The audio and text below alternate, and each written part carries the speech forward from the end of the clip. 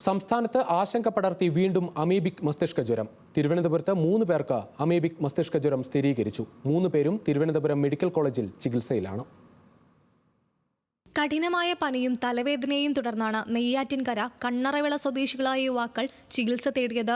കഴിഞ്ഞ ജൂലൈ 21-ന് ചികിത്സ തേടിയ നെയ്യാറ്റിൻകര കണ്ണറവിള സ്വദേശി അഖിൽ 23-ന് മരിച്ചു. പ്രാഥമിക പരിശോധനയിൽ തന്നെ രോഗം സ്ഥിരീകരിച്ചിരുന്നു. സമാനമായ രോഗലക്ഷണങ്ങളോടുകൂടി മെഡിക്കൽ കോളേജിൽ ചികിത്സ തേടിയ 4 പേരിൽ 3 പേർക്കും രോഗം സ്ഥിരീകരിച്ചു.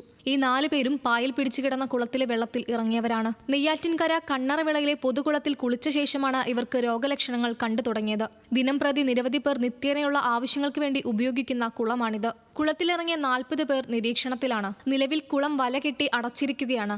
തിരുവനന്തപുരത്ത് ആദ്യമായാണ് അമീബിക് മസ്തിഷ്ക ജ്വരം സ്ഥിരീകരിച്ചത്. അതേസമയം രോഗം സ്ഥിരീകരിച്ച സാഹചര്യത്തിൽ ശ്രദ്ധിക്കണമെന്ന് ആരോഗ്യമന്ത്രി വീണ ജോർജ് അറിയിച്ചു. പായൽ പിടിച്ചു കിടക്കുന്നതോ മൃഗങ്ങളെ കുളിപ്പിക്കുന്നതോ ആയ വെള്ളം ഉപയോഗിക്കുമ്പോൾ മുൻകരുതലെടുക്കണം. കെട്ടിക്കിടക്കുന്ന മലിനജലത്തിൽ കുളിക്കരുത് തുടങ്ങിയ നിർദ്ദേശങ്ങളും ആരോഗ്യവകുപ്പ് നൽകിയിട്ടുണ്ട്. ന്യൂസ് മലയാളം, തിരുവനന്തപുരം.